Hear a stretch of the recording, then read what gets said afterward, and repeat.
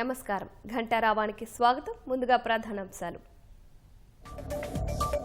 YCP హయాంలో అభివృద్ధి శూన్యమన్న పల్లా, 10 లక్షల కోట్ల అప్పులు తెచ్చారని ఆగ్రహం.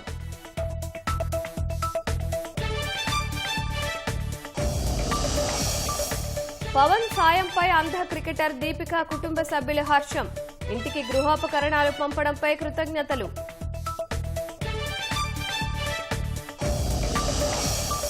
ఇంద్రకీలాద్రిపై 4వ రోజు భవానీ దీక్ష విరమణ.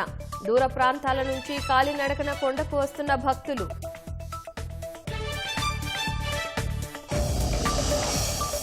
అమెరికాలోని బ్రౌన్ వర్సిటీలో కాల్పులు, 2 మృతి. దుండగుడు FBI అదుపులో ఉన్నట్లు ట్రంప్ వెల్లడి.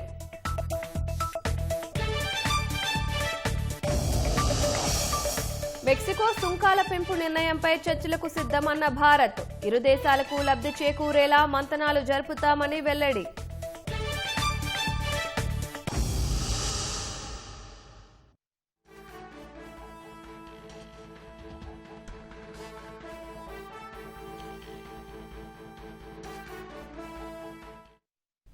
పల్నాడు జిల్లా రొంపిచెర్ల మండలం మాచవరంలో దారుణం జరిగింది. భర్త భార్యను చంపి మృతదేహాన్ని బైక్పై పోలీస్ స్టేషన్కు తీసుకెళ్లాడు. మరింత సమాచారం మా ప్రతినిధి వీరాంజనేయులను అడిగి తెలుసుకుందాం. వీరాంజనేయులు, హత్యకు సంబంధించి మరిన్ని సమాచారాలేంటి? లక్ష్మి, పల్నాడు జిల్లా రొంపిచెర్ల మండలం మాచవరంలో ఈరోజు ఉదయం దారుణం చోటు చేసుకుంది. 10 ఏళ్ల క్రితం ప్రేమించి వివాహం చేసుకున్న భార్యను భర్తే వివాహేతర సంబంధం అనే అనుమానించి దారుణంగా గొంతు నిలిమి చంపడం జరిగింది. నిందితుడు అల్లడి వెంకటేశ్వర్లు బాపట్ల జిల్లా చెందిన వ్యక్తి. ఇతను పల్నాడు జిల్లా మాచవరానికి చెందిన మహాలక్ష్మిని దాదాపు 10 ఏళ్ల కిందట ప్రేమించి పెళ్లి చేసుకున్నాడు. వీరిద్దరికి కూడా 2 పిల్లలు ఉన్నారు. అయితే గత కొంతకాలంగా వీళ్ళిద్దరి మధ్య మనస్పర్ధలు వచ్చాయి. అయితే తన భార్య వేరే వ్యక్తితో వివాహిత సంబంధం కొనసాగిస్తుందన్న అనుమానంతో భార్యతో గొడవ పట్టడం జరిగింది. ఈ గొడవలు తారస్థాయికి చేరిన నేపథ్యంలో భర్త నుంచి విడిగా ఉంటుంది భార్య. అయితే ఆ 2 పిల్లలు కూడా భర్త ఎవరైతే నిందితుడు ఉన్నాడో అల్లడి వెంకటేశ్వర్లు, అతని దగ్గర 2 పిల్లలు ఉంటున్నారు. భార్య మాత్రమే విడిగా తన స్వగ్రామమైన మాచవరంలో ఉంటుంది. అయితే గత కొంతకాలంగా కూడా విడిగా ఉంటున్నప్పటికీ కూడా తన భార్య మీద అనుమానం పెంచుకున్న వెంకటేశ్వర్లు పదే తనతో గొడవ పట్టడం జరుగుతూ ఉంది. అయితే రాత్రి ఏదైతే భార్య సొంత ఊరు ఉందో మాచవరం, అక్కడికి వెళ్ళినటువంటి నిందితుడు భార్యతో ప్రేమగా మాట్లాడి తనకి బంగారం అది ఇస్తానని చెప్పి నమ్మించి ఈ రోజు ఉదయం తనని బండి మీద ఎక్కించుకొని మాచవరం నుంచి బయలుదేరాడు. అయితే ఊరు శివారికి వచ్చిన తర్వాత మరోమారు భార్యతో తీవ్ర స్థాయిలో ఘర్షణ పడినట్టు తెలుస్తుంది. ఈ ఘర్షణ పడిన నేపథ్యంలోనే ఆవేశంలో భార్యను గొంతు నిలిమి చంపినట్టు కూడా పోలీసులు ప్రాథమికంగా నిర్ధారించారు. చంపిన అనంతరం మృతదేహాన్ని ద్విచక్ర వాహనం మీదే తన సొంత జిల్లా అయిన బాపట్ల జిల్లా సంతమాంగూరు పోలీస్ స్టేషన్ కి తీసుకెళ్లినట్లు కూడా పోలీసులు నిర్ధారించారు.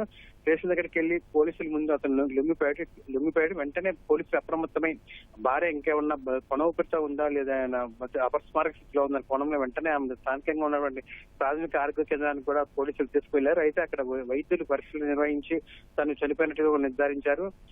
కేవలం భార్య మీద ఉన్న అనుమానంతోనే ఈ నిందితుడు ఈ అల్లరి వెంకటేశ్వర్లు భార్యను చంపినట్టుగా కూడా పోలీసులు అయితే నిర్ధారించారు. అయితే ఈ హత్య అనేది పల్నాడు జిల్లా మాచవరంలో జరిగిన నేపథ్యంలో పల్నాడు జిల్లా పోలీసులకి బాపట్ల జిల్లా పోలీసులు సమాచారం ఇచ్చారు. ఈ నర్సరావుపేట గ్రామీణ పోలీసులు బాపట్ల జిల్లా సంతమాగూరు ఆసుపత్రి దగ్గరికి చేరుకొని ఆ మృతదేహాన్ని స్వాధీనం చేసుకున్నారు. అదేవిధంగా నిందితుడిని కూడా అదుపులోకి తీసుకున్నారు. ఈ హత్య ఎలా చేశాడు, ఇంకేమైనా వేరే కారణాలు ఉన్నాయా అన్న కోణంలో కూడా పోలీసులు అయితే ఇప్పుడు దర్యాప్తు ప్రారంభించారు. 2 పిల్లలు కూడా వస్తానికైతే నిందితుడు ఒక వినుకొండలో చిన్న ఒక బేకరీ దాంట్లో పనిచేస్తూ ఉన్నాడు. పిల్లలిద్దరు కూడా అక్కడే ఉంటున్నారు. ఒక భార్య మాత్రమే విడిగా సొంత ఊర్లో ఉంటుంది. సో ఈ నేపథ్యంలో గత కొంతకాలంగా ఈ మనస్పర్ధలు వస్తూ ఉంది, వివాహేతర సంబంధం కొనసాగిస్తుంది అన్న ఒక తీవ్రమైన మనస్తాపం చెందినటువంటి వెంకటేశ్వర్లు ఆ కోపంతో ఆవేశంతో ఈ హత్య చేసినట్టుగా కూడా పోలీసులు అయితే ప్రాథమికంగా నిర్ధారానికి వచ్చారు. పూర్తి విచారణ అయితే కొనసాగుతూ ఉంది. లక్ష్మి, ధన్యవాదాలు వీరాంజనేయులు.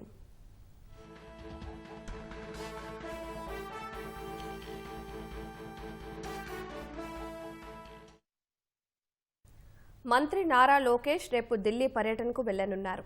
ఢిల్లీ పార్లమెంట్ హౌస్లో రేపు కేంద్ర ఐటీ, విద్యాశాఖ మంత్రులతో లోకేష్ సమావేశమవుతారు. విద్యా, ఐటీ సంబంధిత రాష్ట్ర అంశాలపై కేంద్ర మంత్రులతో లోకేష్ చర్చించనున్నారు. రాత్రికి ఢిల్లీలోనే బస చేస్తారు.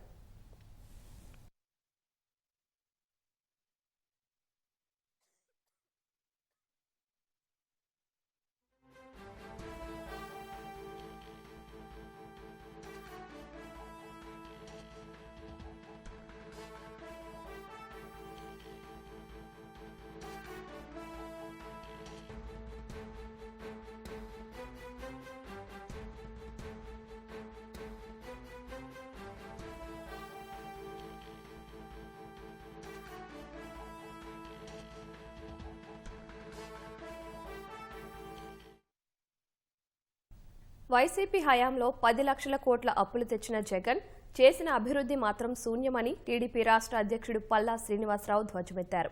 జగన్ హయాంలో చేసిన అప్పుల వల్ల ఇప్పటికే 1,00,000 కోట్ల వరకు వడ్డీ, అసలు, వాయిదాలు చెల్లించాల్సి వచ్చిందని ఆగ్రహం వ్యక్తం చేశారు. కేంద్ర మ్యాచింగ్ నిధులు చెల్లించక 10,000 కోట్ల అభివృద్ధి పథకాలను వైసీపీ నిలిపివేయగా కూటమి ప్రభుత్వం వాటిని పునరుద్ధరించిందన్నారు. ప్రభుత్వ ఉద్యోగులు, పెన్షనర్లకు గత ప్రభుత్వం పెట్టిన 32,000 కోట్ల బకాయిల్లో 12,000 కోట్లు తాము చెల్లించామన్నారు. జగన్ అవినీతి కోసం అప్పులు చేస్తే కూటమి ప్రభుత్వం అభివృద్ధి, సంక్షేమం కోసం అప్పులు చేస్తోందని పల్లా స్పష్టం చేశారు. అభివృద్ధి చూసి ఓర్వలేక వైసీపీ నేత బొత్స సత్యనారాయణ అప్పులపై అసత్యాలు ప్రచారం చేస్తున్నారని పల్లా శ్రీనివాసరావు ఆగ్రహం వ్యక్తం చేశారు.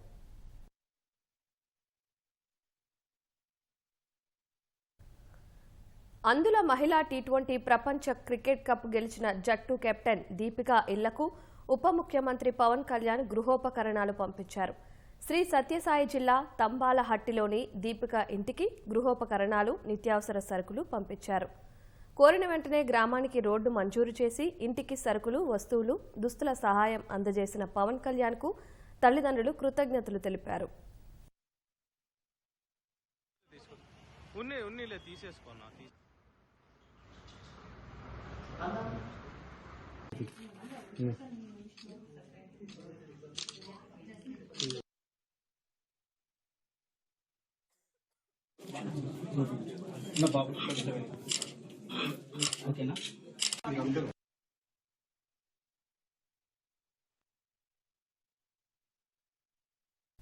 అందులో మహిళా టీ20 క్రికెట్ ప్రపంచ కప్ గెలిచిన జట్టు సభ్యురాలు కరుణకుమారి ఇంటికి ఉప ముఖ్యమంత్రి పవన్ కళ్యాణ్ గృహోపకరణాలు పంపించారు.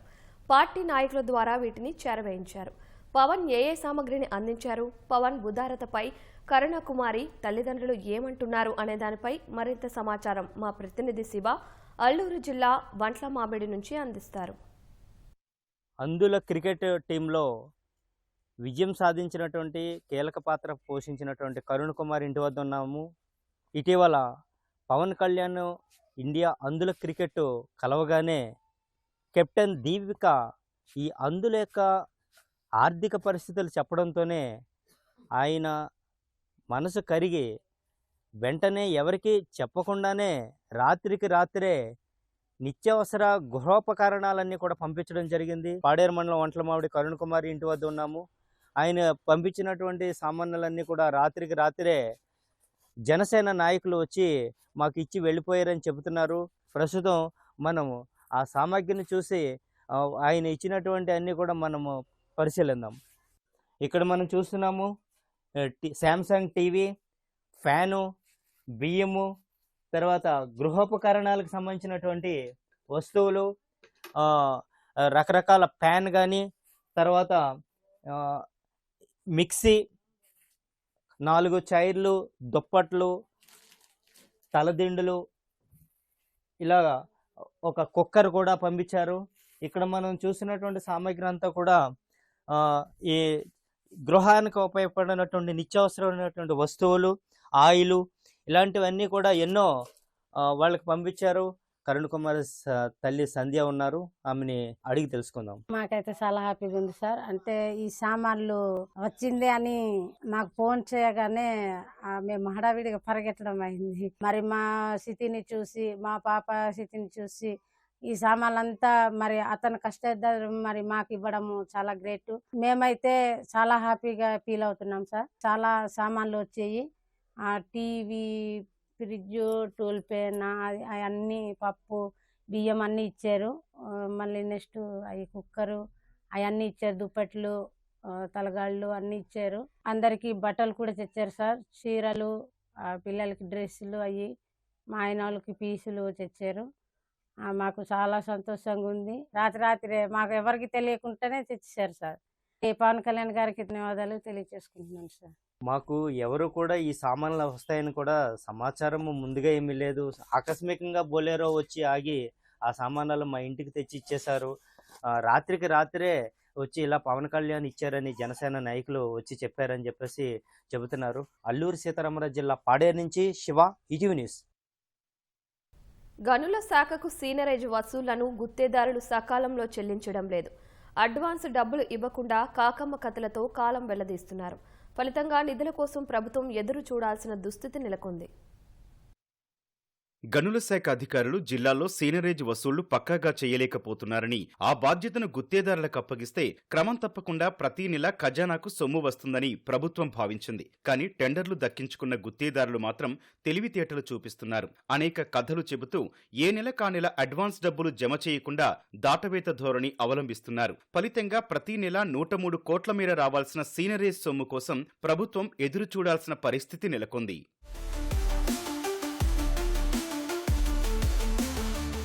ఉమ్మడి విశాఖ, కృష్ణా, ప్రకాశం, నెల్లూరు, కర్నూలు జిల్లాల్లో మైనింగ్ లీజుదారుల నుంచి సీనరేజ్ వసూలు చేసేందుకు ప్రభుత్వం టెండర్లు పిలిచి గుత్తేదారులను ఎంపిక చేసింది. నెలకు ఉమ్మడి విశాఖ జిల్లాకు 18 కోట్లు, కృష్ణాకు 9.8 కోట్లు, ప్రకాశం జిల్లాకు 47 కోట్లు, నెల్లూరుకు 14.22 కోట్ల చొప్పున చెల్లిస్తామంటూ ఏఎంఆర్ ఇండియా లిమిటెడ్ సంస్థ టెండరు దక్కించుకుంది. ఉమ్మడి కర్నూలు జిల్లాలో నెలకు 14 కోట్లు చెల్లించేలా కోట్ చేసి సుధాకర్ ఇన్ఫ్రా సంస్థ బిడ్ దక్కించుకుంది. ఇందులో ప్రకాశం మినహా మిగిలిన 4 జిల్లాల్లో అక్టోబర్ 8 నుంచి గుత్తేదారు సంస్థలు సీనరేజ్ వసూళ్లు ఆరంభించాయి. ప్రకాశం జిల్లాలో అక్టోబర్ 24 నుంచి మొదలు పెట్టాయి. ఆ తేదీకి ముందే 1 నెల అడ్వాన్స్ మొత్తాన్ని ప్రభుత్వానికి చెల్లించాయి. ఆ తర్వాత నవంబర్ నుంచి అడ్వాన్స్ చెల్లించడం మానేశాయి. డిసెంబర్ వచ్చినా అదే పరిస్థితి. ప్రభుత్వ పనులకు వినియోగించే రోడ్ మెటల్, గ్రావెల్, మట్టికి ముందుగా సీనరేజ్ ఫీజు తీసుకోకుండా ఉచిత పాసులు జారీ చేస్తారు. ఈ పనులకు బిల్లులు చెల్లించే సమయంలో ప్రభుత్వం సంబంధిత శాఖల ద్వారా సీనరేజ్ మొత్తాన్ని మినహాయిస్తుంది. ఇలా ఉచిత పాసులు జారీ చేసిన పర్మిట్ల మొత్తం ఎంతో లెక్కించి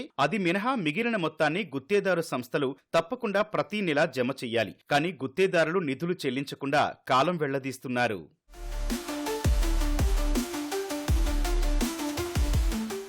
ఇటీవల ఉమ్మడి ప్రకాశం జిల్లాలో గ్రానైట్ కటింగ్, పాలిషింగ్ యూనిట్ల యజమానులు సీనరేజ్ గుత్తేదారుల తీరుపై నిరసన తెలిపారు. అదనంగా డబ్బులు డిమాండ్ చేస్తున్నారని వాపోయారు. చివరకు సర్దుబాటు చేసుకున్నారు. ఉమ్మడి కర్నూలు జిల్లాలోని బేతంచెర్ల, బనగానపల్లిలో నాపరాయి పరిశ్రమల యజమానులు కొద్ది రోజులు నిరసనలు తెలిపారు. ఈ నిరసనలను గుత్తేదారు సంస్థలు ప్రభుత్వానికి సాకుగా చూపిస్తున్నాయి. అలాగే మధ్యలో భారీ వర్షాలు కురిశాయని, పర్మిట్లు ఎక్కువ జారీ చేయలేకపోయామని, దీనివల్ల నవంబర్, డిసెంబర్ నెలలకు చెల్లించాల్సిన మొత్తంలో కొంత తగ్గించాలి అంటూ ప్రభుత్వానికి లేఖలు రాశాయి. ఉమ్మడి ప్రకాశం, కర్నూలు జిల్లాలో కొద్ది రోజులు నిరసనలు జరగ్గా మిగిలిన ఉమ్మడి విశాఖ, కృష్ణా, నెల్లూరు జిల్లాలో ఎటువంటి ఆటంకాలు లేవు. అయినా సరే ఆ జిల్లాల్లో కూడా నవంబర్, డిసెంబర్ నెలల అడ్వాన్స్ మొత్తాన్ని చెల్లించకుండా ఉద్దేశపూర్వకంగా జాప్యం చేస్తున్నాయి.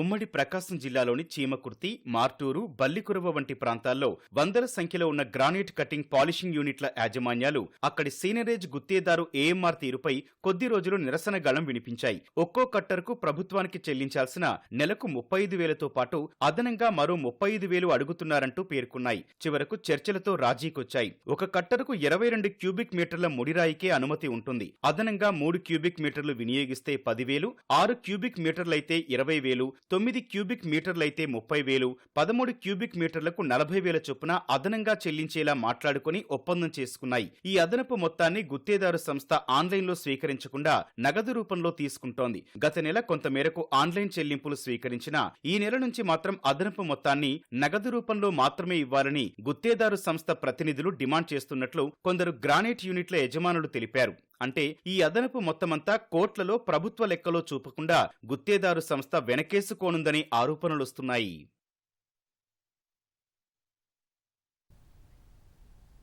ప్రభుత్వ, ప్రైవేటు పాఠశాలల్లో నాణ్యతా ప్రమాణాలు మెరుగుపరిచేందుకు ప్రభుత్వం చర్యలు చేపట్టింది.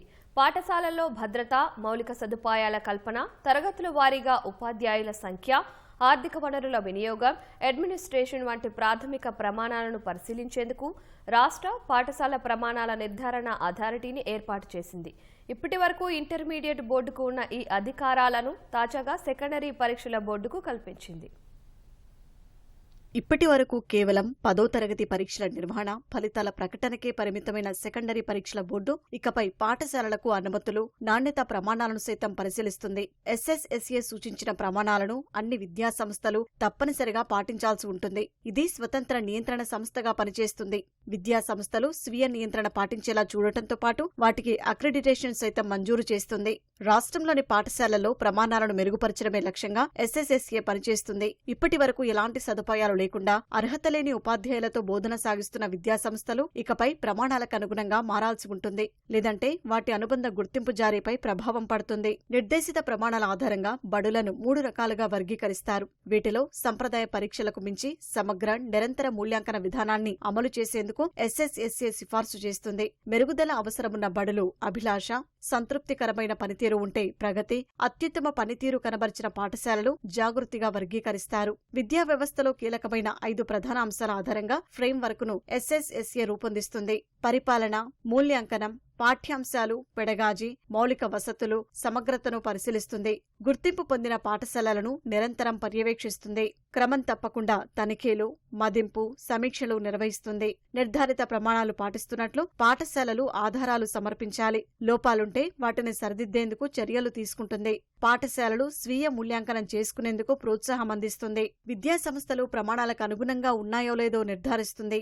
SCERT ఇతర భాగస్వామ్య సంస్థలతో కలిసి పాఠశాలల పనితీరు మెరుగుపరిచేందుకు ప్రపంచ స్థాయి ఆధారిత ప్రమాణాలను రూపొందిస్తుంది. గుర్తింపు స్థితి, నియంత్రణ సమాచారాన్ని పోర్టల్ ద్వారా అందరికీ అందుబాటులో ఉంచుతుంది. విద్యార్థుల పనితీరు, ఉపాధ్యాయుల వివరాలు, మౌలిక వసతుల నిర్వహణ వంటి అంశాలకు సంబంధించిన సమగ్ర సమాచారంతో దస్తరాలు నిర్వహిస్తుంది. విద్యార్థులు, వారి తల్లిదండ్రులు, పాఠశాల సిబ్బంది ఇచ్చే ఫిర్యాదులను పరిష్కరించే కేంద్రంగా పనిచేస్తుంది. మహిళలు ఏ విషయంలోనూ తీసిపోరని ఆ బాలికలు నిరూపించారు. అవకాశాలు లభిస్తే అన్నింటా ఉత్తమంగా రాణిస్తామని చాటి చెప్పారు. విజయవాడతో పాటు చుట్టుపక్కల ఉన్న 21 విద్యాసంస్థల్లోని విద్యార్థినులు NCC డ్రిల్, బహుముఖ కార్యక్రమాల్లో పాల్గొని సత్తా చాటారు. AI, డిజిటల్ ఇండియా వంటి వాటిపై చిత్రాలు, ముగ్గులు గీసి సాంప్రదాయ నృత్యాలతో అలరించారు. విజయవాడలోని PB సిద్ధార్థ కళాశాలలో NCC బాలికల 4వ ఆంధ్ర బెటాలియన్ విద్యార్థుల కోసం విజయంతా పేరుతో ఫెస్ట్ నిర్వహించారు. ఇందులో 21 విద్యా సంస్థల్లోని 683 మంది NCC క్యాడెట్లు పాల్గొని వారి నైపుణ్యాలను ప్రదర్శించారు. చిత్రలేఖనం, రంగోలీ, నృత్యం, డ్రిల్, పాటల పోటీల్లో విద్యార్థినులు సత్తా చాటారు. ఈ కార్యక్రమానికి NCC commanding officer colonel Balinder Singh ముఖ్య అతిథిగా హాజరయ్యారు.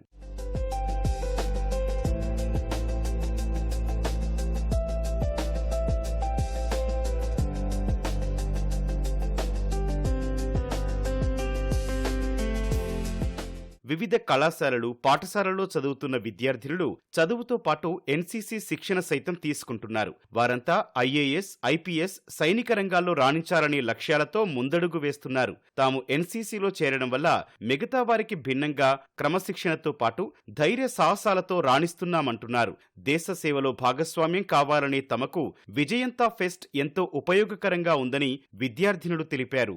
NCC అంటే ఒక సర్టిఫికేట్ కోసమనే కాదు, NCC ఏంటంటే కాన్ఫిడెన్స్ కానీ ఇలా చాలా బిల్డ్ చేసుకోవచ్చు. NCC ద్వారా different types of leadership skills కానీ, కమ్యూనికేషన్స్ కానీ ఇలాంటి చాలా స్కిల్స్ నేర్పిస్తుంది. ఎవరైతే డిఫెన్స్లోకి వెళ్ళాలనుకుంటున్నారో ఆర్ఎల్స్ పోలీస్ డిపార్ట్మెంట్లోకి వెళ్ళాలనుకుంటున్నారో వాళ్ళందరికీ NCC అనేది ది ఫస్ట్ స్టెప్ అవుతుంది. డిఫెన్స్లోకి వెళ్ళడం నా గోల్. గర్ల్స్ కూడా చేయగలరు అని ప్రూవ్ చేయడానికి ఫస్ట్ ప్లాట్ఫామ్ NCC. మన దగ్గర ఉన్న స్కిల్స్ అన్ని బయటపెట్టడానికి ఇది ఒక మంచి ప్లాట్ఫామ్. NCC ప్లాట్ఫామ్ తీసుకుంది నేను ఫస్ట్ డిఫెన్స్ ఫీల్డ్, ఎందుకంటే అది మా మదర్ అంబిషన్. యాక్చువల్గా NCC అనేది మనకు చాలా నేర్పిస్తుంది. NCC కేడెట్లో ఉండడం అనేది it's a proud moment to everyone అనమాట. సో ఈ ఈవెంట్ వల్ల చాలా టాలెంట్స్ అనేవి బయటకు వస్తాయి. ప్రతి ఒక్క కేడెట్కి వాళ్ళ టాలెంట్ ఏంటి అన్నది ఈ ఈవెంట్ ద్వారా బయటకు వస్తుంది. Actually I want to be an IPS officer sir. As a girl చిన్నప్పుడు లైక్ పేరెంట్స్ ప్యాంపరింగ్ అదంతా ఎలా ఉంటుందో తెలియదు కానీ but after coming NCC it was a great. So women can do anything. NCC credit అయ్యాక I have to serve something for the country. Future girl వచ్చేసి it's become IAS officer. Vijayanta ఫెస్ట్లో AI digital ఇండియాపై విద్యార్థినులు గీసిన చిత్రాలు, ముగ్గులు ఆకట్టుకున్నాయి. Solo, group dance, పాటల పోటీల్లో పాల్గొని ప్రశంసలు అందుకున్నారు. అంతేకాకుండా విద్యార్థినులు చేసిన సాంప్రదాయ నృత్యం అందరినీ అలరించింది. నేను ఎన్సీసీ 400 గర్ల్స్ బెటాలియన్లో ఉన్నాను. నాకు డాన్స్ అంటే చాలా ఇంట్రెస్ట్. 6-7 ఇయర్స్ నుంచి నేర్చుకుంటున్నాను కూచిపూడి. ఆపర్చునిటీ ఇచ్చినందుకు థ్యాంక్ యూ. ఫోక్ సాంగ్ నేర్చుకున్నాను, మంగ్లీ, ఇది బైలీ సాంగ్. డాన్స్ అనేది ప్యాషన్ నాకు. డాన్స్ ఎందుకు మీకు, గర్ల్ వే కదా అని అన్నారు చాలా మంది. కానీ ఎంతమంది ఏమన్నా, no one can stop me anywhere, everything. మేము ఏఐలో ఏమేమి ఉన్నాయి, ఎలా డెవలప్ అవుతున్నాయి అని చెప్పి గీసాము. అందులో ఏఐ అనేది smart farming, smart cities, artificial intelligence in India ఎలా డెవలప్ అవుతుంది ఏంటి అని చెప్పి మాది పోస్టర్ మేకింగ్ వచ్చేసి. ఇది ఫ్లాగ్ ఏరియా. టాపిక్ వచ్చి డిజిటల్ ఇండియా. మనది 5th largest economy in the world. ఇండియాలో డిజిటల్గా ఎంతవరకు డెవలప్ అయింది అన్న దాని మీద మేము రంగోలీ అట్లా ప్రిపేర్ చేసాం. మేము వచ్చేసి ఒక గ్రూప్ డాన్స్. అదేంటంటే నవరాత్రుల టైంలో, బెంగాలీ టైంలో ధూపాలతో వేస్తారు. ఈ పర్ఫార్మెన్స్ ప్రత్యేకత ఏంటంటే ధూపాలతో బాగా పర్ఫామ్ చేస్తారు. అండ్ అమ్మవారి అలంకారానికి ఇదొక ప్రత్యేక రూపం అనమాట. మేము ఎందుకు వేసామంటే ఇది ఒక కల్చరల్స్లో ఒక పార్ట్, అంటే ఇది మా ప్యాషన్ కూడా. అందరం కష్టపడి ఓన్ కంపోజిషన్లోనే మేము ఎన్సీసీలో ఇది ఒక పార్ట్, కల్చరల్స్ అనే పార్ట్. విద్యార్థుల్లో ఉన్న నైపుణ్యం వెలికి తీసేందుకు ఈ కార్యక్రమం నిర్వహించినట్లు కళాశాల అధ్యాపకులు తెలిపారు. విద్యార్థి దశ నుంచే సేవాభావం, దేశభక్తి వంటివి విద్యార్థులు అలవర్చుకోవాలన్నారు. భవిష్యత్తులోనూ ఇలాంటి మరెన్నో కార్యక్రమాలు నిర్వహిస్తామని స్పష్టం చేశారు. సిద్ధార్థ కాలేజ్ ఎప్పుడు కూడా ఎన్సీసీ కానివ్వండి, ఎన్ఎస్ఎస్ పార్టీలు కానివ్వండి, ఇలాంటివి ఎప్పుడు కూడా ప్రోత్సహిస్తున్నాం. ప్రతి సంవత్సరం కూడా 2 నుంచి 3 వరకు రిపబ్లిక్ డే పెరేడ్కి న్యూఢిల్లీలో సెలెక్ట్ అవడం జరుగుతుంది. దాంట్లో పార్టిసిపేట్ చేయడం కూడా జరుగుతుంది.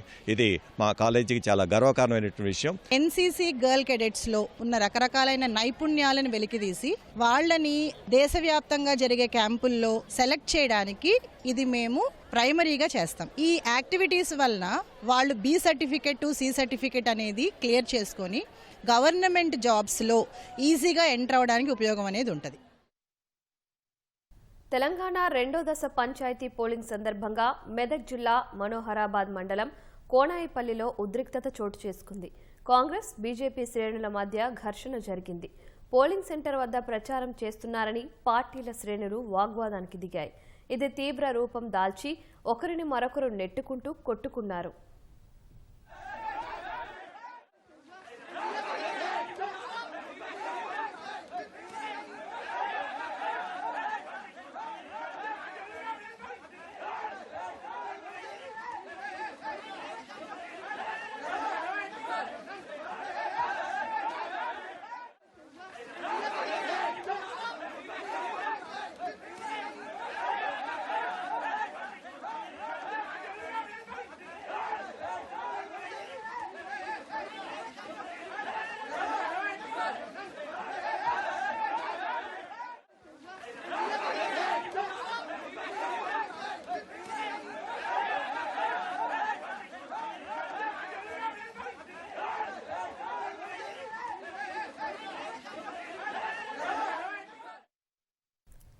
మెదక్ జిల్లా నార్సింగిలోని సర్పంచ్ అభ్యర్థి శంకర్ నాయక్ సెల్ టవర్ ఎక్కి నిరసన వ్యక్తం చేశారు. నర్సంపల్లి పెద్దతండ సర్పంచ్ పదవికి పోటీ చేస్తున్న శంకర్ నాయక్ ప్రత్యర్థులు ఓటుకు 2000 పంచుతున్నారని ఆరోపించారు. సెల్ టవర్ ఎక్కి నిరసన వ్యక్తం చేశారు. గతంలోనూ ప్రత్యర్థి పక్షం డబ్బులు పంచడం వల్లే సర్పంచ్గా పోటీ చేసి ఓడిపోయానని శంకర్ నాయక్ ఆవేదన వ్యక్తం చేశారు. పోలీసులు అక్కడకు చేరుకుని ఆయనకు నచ్చజెప్పే ప్రయత్నం చేస్తున్నారు.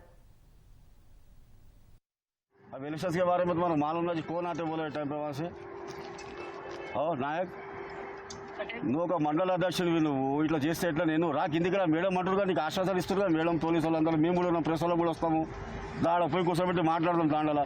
ఇప్పుడు ఎలక్షన్ ప్రాసెస్ స్టార్ట్ అవుతుంది, ఇప్పుడు ఎవరు వస్తారు చెప్పు నువ్వు? అవును సార్, అక్కడ పోయి అడుగుదామే नायक अन्ना, उधर ही जाके बात करेंगे वो लोग से नायक शंकर नायक। तो मंडल अध्यक्ष आ रहे हो तुम कांग्रेस पार्टी के एसटी सेल के, तुम तुम्हारी बात नहीं सुनते कोई भी।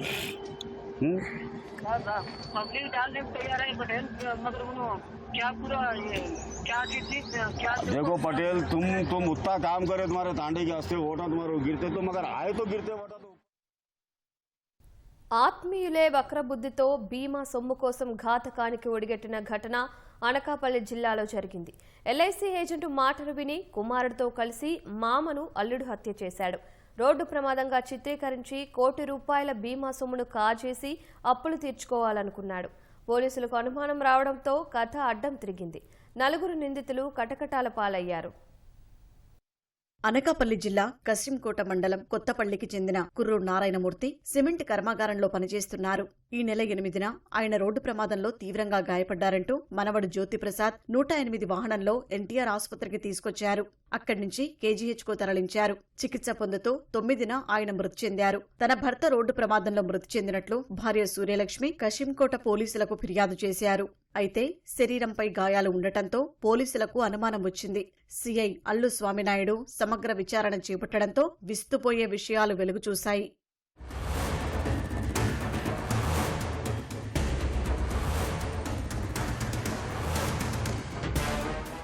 నారాయణమూర్తి అల్లుడు సుంకరి అన్నవరం తాపి మేస్త్రి అప్పుల పాలవడంతో మామను చంపి బీమా సొమ్ముతో అప్పులు తీర్చి మిగిలిన డబ్బులు వెనకేసుకోవచ్చని భావించాడు. నారాయణమూర్తి పేరు మీద 6 నెలలుగా వివిధ బీమా కంపెనీల్లో పాలసీలు తీసుకున్నాడు. ఈ నెల 8న ఆయన విధులు ముగించుకుని రాత్రి 10 గంటలకు అన్నవరం జ్యోతిప్రసాద్తో కలిసి నారాయణమూర్తి స్వగ్రామానికి బయలుదేరారు. దారిలో అన్నవరం వద్ద పనిచేస్తున్న అగ్రహారపు నానాజీ ఇనుపరాడ్తో నారాయణమూర్తిని తీవ్రంగా కొట్టారు. ఇంతలో గ్రామస్తుల అలికిడి రావడంతో మనవడు జ్యోతిప్రసాద్ 108కి ఫోన్ చేసి ఆసుపత్రికి తీసుకెళ్లాడు. గుర్తు తెలియని వాహనం ఢీకొనడంతో గాయపడ్డారని చెప్పాడు. పోలీసుల విచారణలో హత్యగా నిర్ధారణ అయింది. Curry Narayanamurthy 54 years. ఆయన ప్యాకింగ్ లేబర్గా సాగర్ సిమెంట్లో వర్క్ చేస్తూ ఉండేవాళ్ళు. ఆయనకి సాగర్ సిమెంట్ తరఫున ఒక గ్రూప్ ఇన్సూరెన్స్ ఉంది 20 lakhsకి. అదే కాకుండా వాళ్ళ అల్లుడు సన్నిల ఫస్ట్ డాటర్ వాళ్ళ హస్బెండ్ అతని పేరు మీద around 1.08 crores insurance different policies ఏవైతే ఉన్నాయో అవి రిజిస్టర్ చేశాడు. యాక్సిడెంటల్ డెత్ అయితే ఆ పాలసీ అమౌంట్స్ వస్తాయని చెప్పి ప్లాన్ చేసి అతన్ని చంపటం జరిగింది. నారాయణమూర్తి చనిపోతే బీమా మొత్తం వస్తుందని ఎల్ఐసి ఏజెంట్ భీముని నానాజీ చెప్పడంతో తండ్రి కొడుకులు కలిసి ఈ ఘాతుకానికి పాల్పడ్డారని డీఎస్పీ శ్రావణి వెల్లడించారు. వీరితో పాటు ఈ నేరానికి సహకరించిన అగ్రహారపు నానాజీ, ఎల్ఐసి ఏజెంట్ నానాజీలను అరెస్టు చేసినట్లు వివరించారు. విజయవాడలో పెరిగిన జనాభాకు అనుగుణంగా రహదారుల విస్తరణ జరగట్లేదు. దీనికి తోడు అనేక చోట్ల రోడ్లు ఆక్రమణలకు గురవుతున్నాయి. ప్రధాన రహదారులకు ఇరువైపులా వీధి వ్యాపారుల షాపులు, తోపుడు బళ్లు నిర్వహిస్తున్నారు. దీంతో కొనుగోలుదారులు రోడ్లపైనే వాహనాలు పార్కు చేస్తున్నారు. నిత్యము రద్దీగా ఉండే కేదారేశ్వరపేట మార్కెట్ నగర శివారు ప్రాంతానికి తరలించేందుకు గతంలో ప్రభుత్వం ఆలోచన చేసినా నేటికి ఆచరణకు నోచుకోలేదు. దీంతో ప్రజలకు అవస్థలు తప్పట్లేదు. విజయవాడలోనే అత్యంత రద్దీగా ఉండే కేదారేశ్వరపేటలోని పండ్ల మార్కెట్ ఇది. 5 ఎకరాల్లో ఉండే ఈ మార్కెట్ 10 మంది బడా వ్యాపారుల చేతుల్లో ఉంది. దీనిని ఇక్కడి నుంచి తరలించకపోతే నగరంపై తీవ్రమైన ట్రాఫిక్ రద్దీ పడుతుందని 1998లోనే గుర్తించారు. అందుకే అప్పట్లోనే నగర శివార్లలోని నున్నలో 23 ఎకరాల్లో విశాలమైన పండ్ల మార్కెట్ను సిద్ధం చేశారు. కేదారేశ్వరపేట మార్కెట్లోని వ్యాపారులందరికీ అక్కడ దుకాణాలు కేటాయించారు. ఇప్పటికీ 2.5 దశాబ్దాలు దాటుతున్నా నున్నకు మార్కెట్ను మాత్రం తరలించలేదు. ప్రైవేటు దుకాణాలపై వచ్చే అద్దెలు పోతాయనేదే అసలు కారణం. అయితే మార్కెట్కు ఆనుకుని ఉండే ప్రధాన రహదారి, ఫుట్పాత్లు వేటిని వదలకుండా వాహనాలు, పండ్ల విక్రయాల బండ్లు పెట్టేస్తున్నారు. ఈ రహదారి మీదుగానే సింగ్ నగర్ రైల్వే స్టేషన్ సహా అనేక ప్రాంతాలకు రాకపోకలు సాగిస్తూ ఉంటారు. అనేక విద్యాసంస్థలు, కళాశాలలకు ఇదే ప్రధాన రహదారి. కీలకమైన వేళల్లో ఈ రహదారి మొత్తం పండ్లను తీసుకొచ్చే భారీ కంటైనర్లు, డీసీఎంలు, మినీ వ్యాన్లు, ఆటోలతో నిండిపోతుంది. ఇటుగా సాధారణ పౌరులు రాకపోకలు సాగించడం అత్యంత కష్టతరంగా ఉంది.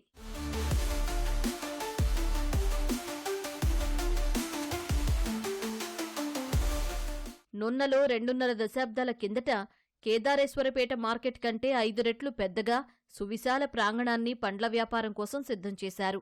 ఈ మార్కెట్లో ప్రతి సామాన్య వ్యాపారికి కూడా దుకాణాలున్నాయి. జాతీయ రహదారిని ఆనుకుని ఉండడంతో కంటైనర్లు సహా ఏ వాహనం నగరంలోకి రావాల్సిన పనిలేదు. ప్రస్తుత మార్కెటుకు 5-6 కిలోమీటర్ల దూరంలోనే నున్న ఉంది. విశాలమైన రహదారులు, పార్కింగ్, సకల సౌకర్యాలున్నాయక్కడ. కానీ ఖాళీగా పడి ఉంటోంది. కేదారేశ్వరపేట నుంచి నున్నలోని తమ సొంత దుకాణాలకు వెళ్లిపోతామంటూ 90% మంది వ్యాపారులు సిద్ధంగా ఉన్నారు. 4.5 దశాబ్దాలుగా ఇక్కడ అలవాటు పడిన కొనుగోలుదారులు నున్నకు రావడానికి ఆసక్తి చూపించరనే ఆందోళన వారిలో నెలకొంది. ఇప్పటికి చాలాసార్లు నున్నకు తరలించాలని నగరపాలక సంస్థ అధికారులు, గతంలోని కలెక్టర్లు ప్రయత్నం చేసినా ప్రతిసారీ మరికొద్దిగా సమయం కావాలంటూ సదరు బడా బాబులు మోకాళ్లడ్డడం ఇలా కొన్నేళ్లుగా జరుగుతోంది. ఏలూరు రోడ్డు, బందర్ రోడ్డు ప్రధాన మార్గాలు ఇవి.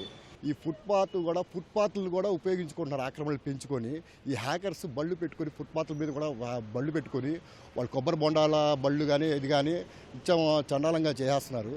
కాబట్టి దీనిపై మాత్రం విఎంసీ వాళ్ళు తగిన చర్య తీసుకోవాలి.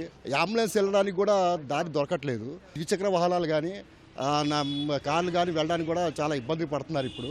కాకపోతే ఈ రోడ్లు ఏంటంటే గతంలో ఉన్న రోడ్లు ఎడల్పు చేశారు, కానీ ఇప్పుడు ఇంకా ట్రాఫిక్ పెరిగిపోతుండటంతో ఈ రోడ్లు కూడా చిన్నవి అయిపోయినాయి.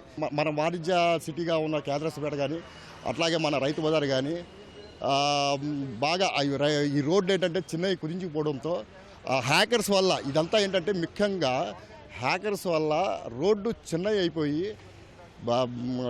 నిత్యం ప్రయాణించే వాళ్ళకి ఇబ్బందికరంగా అసౌకర్యంగా మారిపోతుంది. ఇంతకుముందు మేము వచ్చినప్పుడు ఈ రోడ్డు చాలా ఖాళీగా ఉండేది. తర్వాత కాలంలో ఈ షాపులు కట్టి అసలు నడవడానికి కూడా ఆదివారం వచ్చిందంటే ఈ ఆడవాళ్ళు కానీ మగవాళ్ళు కానీ పిల్లలు కానీ నడవాలంటే క్రాస్ చేయాలన్నా చాలా కష్టమైపోతాయిందండి.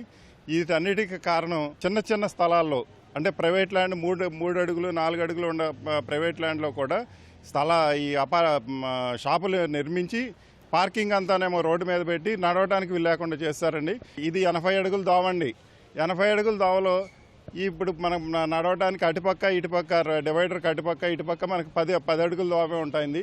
దీనివల్ల మా కాలనీలకు వచ్చే ప్రజలకు కానీ ఈ రోడ్డులో నడవాలంటే చాలా ఇబ్బందిగా ఉంటుందండి. షాప్స్ అన్నీ కూడా కొంచెం మాకు వెళ్ళడానికైనా రావడానికైనా ఆ కార్నర్లో కానీ చాలామంది జనాలు రోడ్ల మీద నిలబడడం, ఈవినింగ్ అయ్యేసరికి మాకు చాలా ఇదిగా ఉంటుంది. మాకు వెళ్ళడానికి కానీ రావడానికి కానీ సాటర్డే కానీ సండే అసలు ఏమీ లేదు, వీకెండ్ అనేది లేదు. ఎవ్రీడే మార్నింగ్ కూడా అలాగే ఉంటుంది, నైట్ అసలు అన్ని టైంలో ఇలాగే ఉంటుంది. నైట్ 11 వరకు కూడా ఇంత రష్గానే ఉంటుంది. నగరంలో ప్రధాన రహదారులుగా ఉన్న బందరు, ఏలూరు రోడ్లపై అనేక మంది వ్యాపారాలు నిర్వహిస్తున్నారు. వీధి వ్యాపారులు రోడ్లపైనే తోపుడు బళ్లు ఏర్పాటు చేసుకున్నారు. దీంతో రాకపోకలు సాగించేందుకు ప్రజలు అవస్థలు ఎదుర్కొంటున్నారు. దీనికి తోడు వ్యాపార సముదాయాల్లో పార్కింగ్ సౌకర్యం లేక ప్రజలు రోడ్లపైనే వాహనాలు పార్కింగ్ చేస్తున్నారు. ఉదయం, సాయంత్రం సమయాల్లో వృత్తి, విద్య, ఉద్యోగ, వ్యాపార పనులపై విద్యార్థులు, కార్మికులు, ఉద్యోగులు, సామాన్య ప్రజలు పెద్ద సంఖ్యలో రాకపోకలు సాగిస్తూ ఉంటారు. అలాంటి వారు రద్దీ ఎక్కువగా ఉండడంతో నరకం చూస్తున్నారు. బందరు రోడ్డు విస్తరణకు గతంలో టీడీపీ ప్రభుత్వం ప్రణాళికలు సిద్ధం చేసింది. ఎన్టీఆర్ సర్కిల్ నుంచి పోరంకి వరకు దీన్ని విస్తరించి నగరంలోకి రాకపోకలు సాగించేవారికి ఇబ్బందులు లేకుండా చేయాలని భావించింది. అయితే ఆ తర్వాత అధికారంలోకి వచ్చిన వైసీపీ ప్రభుత్వం ఆ ప్రణాళికలను అటకెక్కించింది. కూటమి ప్రభుత్వం దీనిపై దృష్టి పెట్టాల్సిన అవసరం ఉంది. నగరంలోని ఫన్ టైమ్ క్లబ్ రోడ్డు చాలా వరకు ఆక్రమణలకు గురైంది. రోడ్లపైనే అనేక మంది వ్యాపారాలు నిర్వహిస్తున్నారు. వీఎంసీ అధికారులు చూసి చూడనట్లు వదిలేస్తున్నారు. యాక్చువల్గా సైట్ ఓనర్కి ఉన్నది 2.5 అడుగులైతే దాదాపు 6.5 అడుగులు ఆక్రమించేశాడు.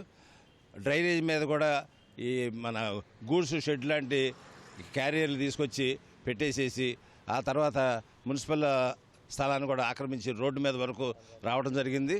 పోతే ఇక ట్రాఫిక్ విషయానికి వస్తే సాయంత్రం పూట్లయితే మహాదారుణంగా దుర్భరంగా ఉంటుంది. షాప్స్ మొత్తం తీసేయమని చెప్పేసి మేము చాలాసార్లు రిప్రజెంటేషన్ ఇచ్చామండి మున్సిపల్ కమిషనర్ గారికి.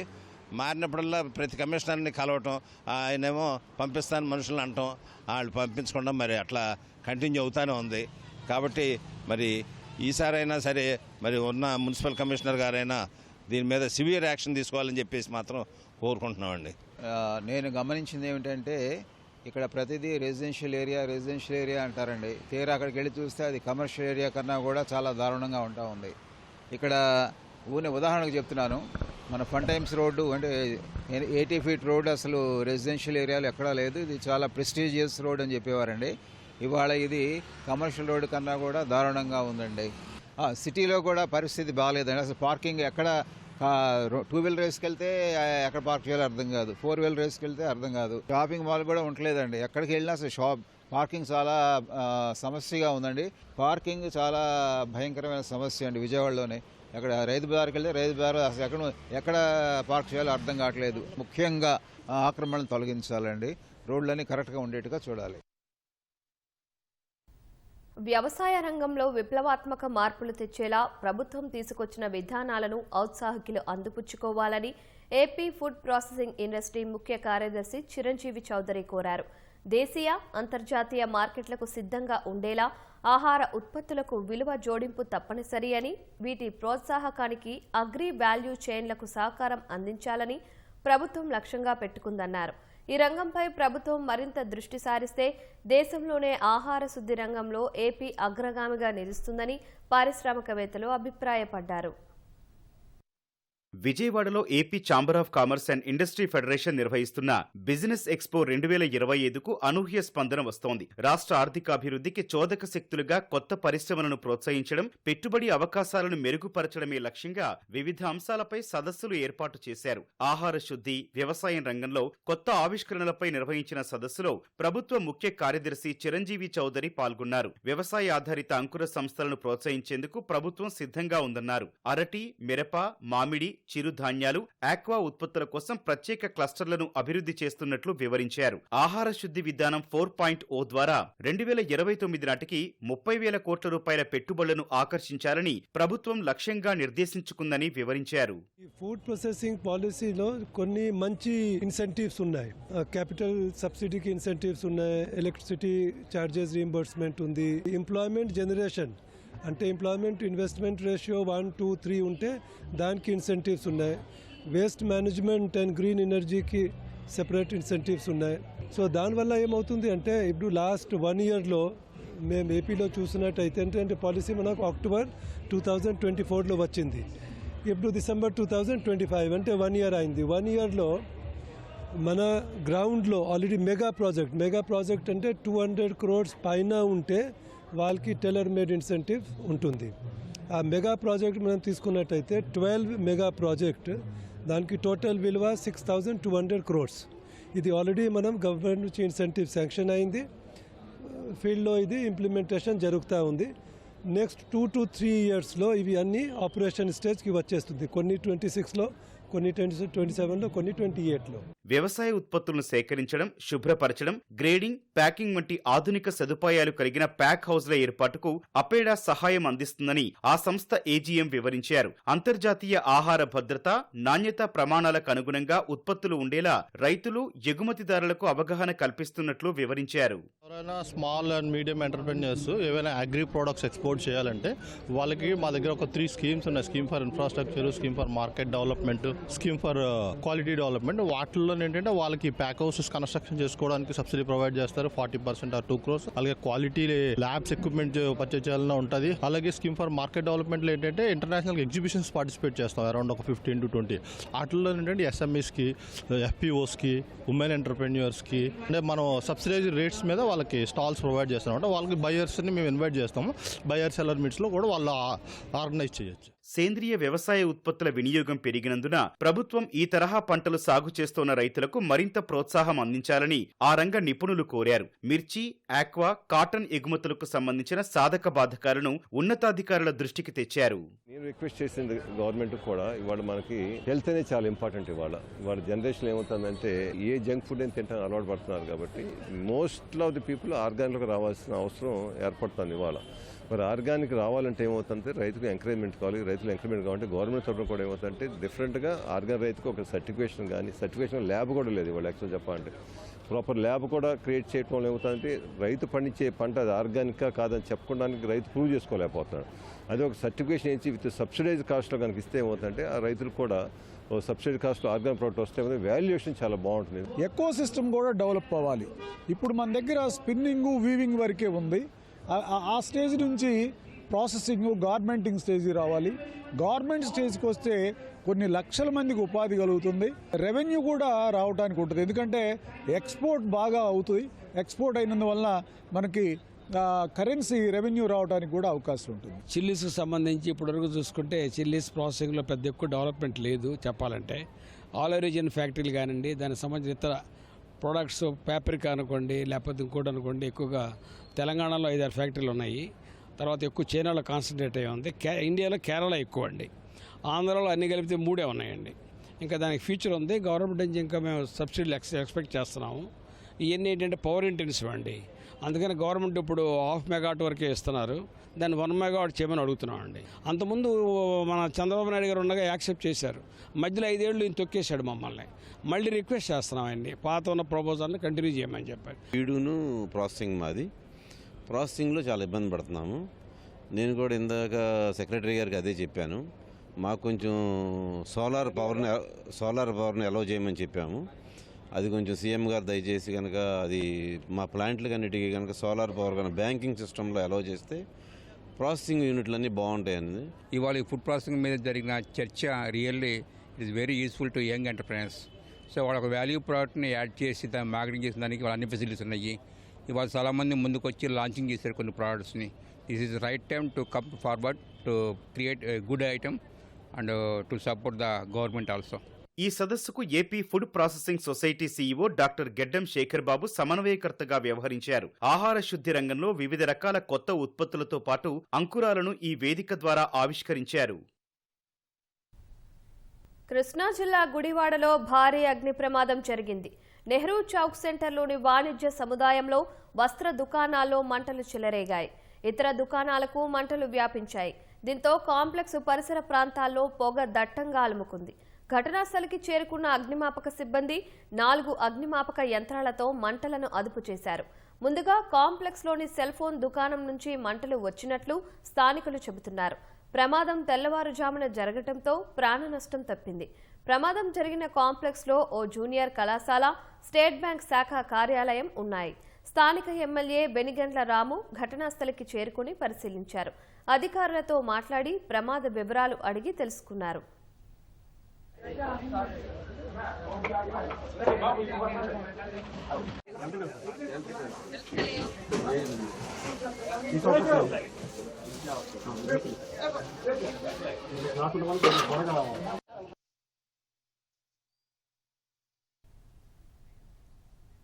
విశాఖ బీచ్ రోడ్లో నేవీ మారథాన్ 2025 ఘనంగా జరిగింది.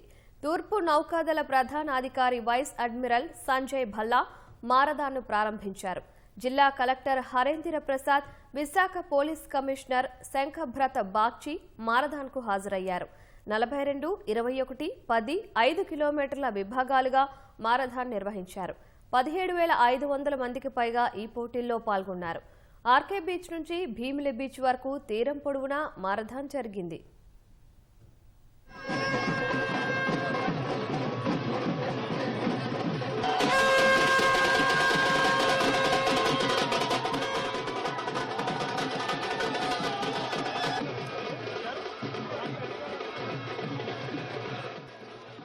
ఈరోజు మన విశాఖపట్నం నగరంలో ఆర్కే బీచ్లో ఒక పండగ వాతావరణంలో మన వైజాగ్ నేవీ మారథాన్ జరుగుతుంది. ఈ నేవీ మారథాన్లో దాదాపు 17,000 మంది పార్టిసిపేట్ చేస్తున్నారు. 5K, 10K, 21K ఫుల్ మారథాన్తో పాటు దివ్యాంగుల కోసం ప్రత్యేకంగా సంకల్ప్ మారథాన్ కూడా నేవీ వారు నిర్వహించడం జరుగుతుంది. వైజాగ్ని పర్యాటక రంగంలో ఒక ఉన్నత స్థాయిలో తీసుకువెళ్ళడానికి ఈ కార్యక్రమం ఎంతో హెల్ప్ చేస్తుంది. ప్రతి సంవత్సరం స్పందన బాగుంది. లాస్ట్ టైం 13,000 రిజిస్ట్రేషన్ వస్తే ఈరోజు 10 రోజుకు ముందే 17,000 పైన రిజిస్ట్రేషన్ రావడం జరిగింది. 2025 10th ఎడిషన్ స్టార్ట్ అయింది. Marathon, half marathon, 10 kilometre, 5 kilometre runs అన్నీ ఉన్నాయి. వేల సంఖ్యలో పబ్లిక్ ఈ ఈవెంట్లో పాల్గొంటున్నారండి. 5 కిలోమీటర్ ఈవెంట్ చూస్తే 10,000 కంటే ఎక్కువ మంది పార్టిసిపేట్ చేస్తున్నారండి. చాలా ఉత్సాహంగా, ఉల్లాసంగా అందరూ పార్టిసిపేట్ చేస్తున్నారని చూస్తున్నాను. ఇటువంటి ఈవెంట్ జరగడం వల్ల వైజాగ్లో ఫిట్నెస్ కల్చర్ పెరుగుతుంది. మోదీ అటల్ సుపరిపాలన యాత్ర కార్యక్రమంలో భాగంగా అన్నమయ్య జిల్లా మదనపల్లెకు ఉత్తరాఖండ్ ముఖ్యమంత్రి పుష్కర్ సింగ్ ధామీ విచ్చేశారు. పట్టణంలోని అమ్మ చెరువు మిట్ట, అన్నమయ్య కూడలిలో మాజీ ప్రధానమంత్రి వాజ్పేయి విగ్రహాన్ని ఆవిష్కరించారు. మదనపల్లి బీటీ కళాశాల క్రీడా మైదానం నుంచి ప్రత్యేక బస్సులో అమ్మ చెరువు మిట్ట వద్దకు చేరుకొని విగ్రహావిష్కరణ చేశారు. బీజేపీ రాష్ట్ర అధ్యక్షుడు మాధవ్, మంత్రి సత్యకుమార్ ఈ కార్యక్రమంలో పాల్గొన్నారు.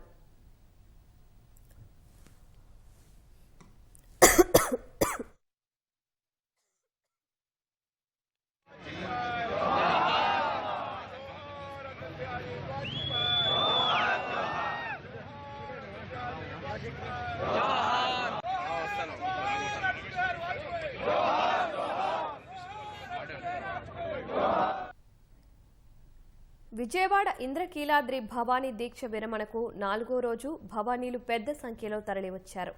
దీంతో కొండ పరిసరాలన్నీ అరుణవర్ణంగా మారాయి. గిరి ప్రదక్షిణ మార్గమంతా దుర్గమ్మ నామస్మరణతో మార్మోగింది. రేపటితో భవానీ దీక్షల విరమణ పరిసమాప్తం కానున్నందున అర్ధరాత్రి నుంచే భక్తుల తాకిడి ఎక్కువైంది. 3 హోమగుండాలు అందుబాటులో ఉండడంతో తక్కువ సమయంలోనే దర్శనం చేసుకుని బయటకొస్తున్నారు.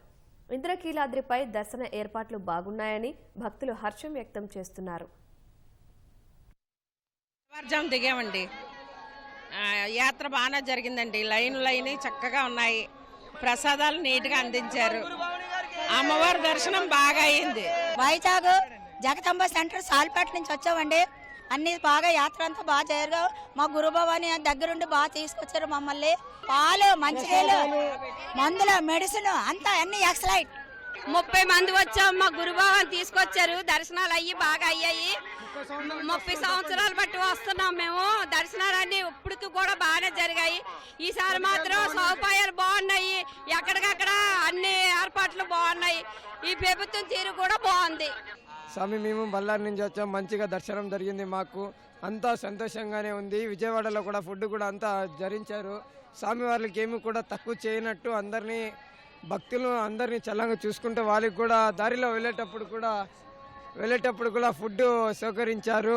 దారిలో వెళ్ళడానికి కూడా ఎవరికి కష్టం లేకున్నట్టు అంతా బాగానే చూసుకుంటున్నారు. విశాఖపట్నం ఆర్లో నుంచి వచ్చాం. దర్శనం అయితే చాలా ఫ్రీగా అయింది. అంతా బాగానే ఉంది. భక్తులు కూడా ఎటువంటి ఇబ్బందులు ఏంటి లేవు. అంతా బాగానే జరిగింది. ఎయిర్పోర్ట్లు అంతా సూపర్గా ఉన్నాయి. ఎంతమంది జనాభా వచ్చినా ఫ్రీగా దర్శనం అవుతుంది. ఇబ్బందులు అంటే ఏమీ లేదు. అంతా బాగానే ఉంది. ఫుడ్ అంతా మొత్తం అంతా సప్లై కూడా బాగానే చేశారు. మదిలపాలెం ఇసుకతోట గ్రామం నుంచి వచ్చాము. బెజవాడ దుర్గమ్మ తల్లిని దర్శనం చేసుకోవడానికి మేము దర్శనం మాకు చాలా చల్లగా జరిగింది. బెజవాడ గవర్నమెంట్ పోలీసులు కానీ ఎవరైనా సరే చాలా అందరినీ బాగా ఆదుకున్నారు. అడుగడుక్కి వాటర్ బాటిల్ కానీ ఏవైనా తినడానికి ఫుడ్ కానీ సప్లిమెంటరీ అన్నీ బాగుంది. అడుగడుక్కి టీలు అన్నీ బాగా ఇచ్చారు మాకు. ఆ దుర్గాదేవితో తల్లి మాకు దర్శనం చాలా చల్లగా జరిగింది. జై దుర్గా, జై భవాని. కిందటి సంవత్సరం కన్నా ఇప్పుడు ఈ సంవత్సరం బాగానే ఉన్నాయి. అన్ని ఫెసిలిటీస్ బాగున్నాయి. ఫెసిలిటీస్ అన్నీ బాగున్నాయి. ఈ సంవత్సరం అన్నీ బాగున్నాయి. వాటర్ బాటిల్ అన్నీ, టీలు, టిఫిన్లు, మరి దర్శనాలు అన్నీ పాలు గీళ్ళు అన్నీ బాగున్నాయి. బాత్రూమ్లు గీత్రూమ్లు అన్నీ నీట్గానే ఉన్నాయి. అన్నీ బాగా ఉన్నాయి. సౌకర్యంగా స్వాములకి దర్శించారు. దర్శనాలు బాగా అయ్యాయి. మేము దండదానం చేయించుకుంటాను. స్వామి చరణ. అలా శబరిమల వెళ్ళి వచ్చాము. దర్శనం బాగా అయింది. అలాగే దుర్గమ్మ దర్శనం బాగానే అయ్యింది. అన్ని ఏర్పాట్లు అన్నీ బాగానే ఉన్నాయి. బిస్కెట్లు లైన్లోన, వాటర్ ప్యాకెట్లు, వాటర్ బాటిల్ అన్ని సౌకర్యంగా ఉంది. అదే 2 గంటల్లోనే మాకు దర్శనం అయిపోయింది. మాకు దర్శనం చాలా బాగా జరిగిందండి. అన్ని ఏర్పాట్లు బాగానే ఉన్నాయి. చక్కగా జరిగింది. దర్శనం, ప్రసాదం అన్నీ చక్కగా చాలా బాగా జరిగింది. ఇబ్బంది ఏమీ లేదు. బాగా ఏమండి, టైం ఏమీ లేదండి. తొందరగానే అయిందండి. తొందరగానే అయింది. ఏర్పాట్లు బాగానే ఉన్నాయండి. కొల్హాపూరి పాదరక్షలు మరోసారి వార్తల్లో నిలిచాయి. ఒక జత చెప్పులను ఇటలీకి చెందిన వ్యక్తి 51,000కు కొనుగోలు చేశాడు. ఉపాధ్యాయునిగా పనిచేసే రాజేంద్ర గోవిందా సింధే మదిల్గేకు చెందిన చెప్పుల తయారీదారు వద్ద శిక్షణ తీసుకుని సొంత దుకాణం పెట్టుకున్నాడు. కొత్త ప్రయోగాలతో అంతర్జాతీయ దృష్టిని ఆకర్షించాడు. ఈ క్రమంలోనే ఇటలీకి చెందిన ఒక వ్యక్తి కొల్హాపూరి చెప్పుల కోసం ఆర్డర్ ఇవ్వగా పాలిష్ చేయకుండా మెరిసేలా పాదరక్షలను తయారు చేశాడు. వాటిని ఇటలీ వ్యక్తికి 51,000 రూపాయలకు విక్రయించాడు. ఇక ముందు మరింత వినూత్నంగా, ఆకర్షణీయంగా ₹1,00,000 విలువ చేసే చెప్పులను తయారు చేయాలని లక్ష్యంగా పెట్టుకున్నట్లు సింధే కొల్హాపూరి చెప్పులను గిన్నిస్ రికార్డులో నమోదు కోసం ప్రయత్నిస్తున్నాడు.